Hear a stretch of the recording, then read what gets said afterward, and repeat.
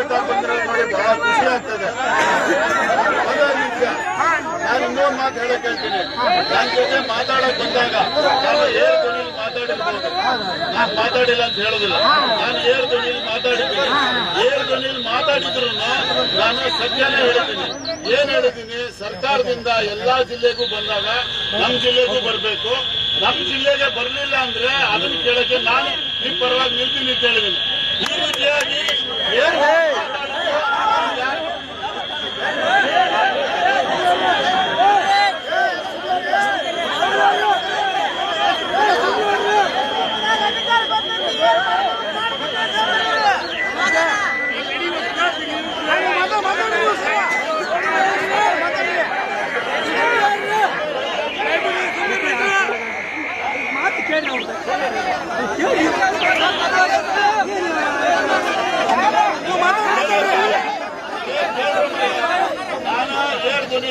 ಮಾತಾಡಿದ್ವಿ ನಿಜ. ಆದ್ರೆ ಅದಕ್ಕಿಂತ ಮುಂಚೆ ನಾವು 15 ನಿಮಿಷ ಎಲ್ಲರೂ ಮಾತಾಡಿದ್ವಿ.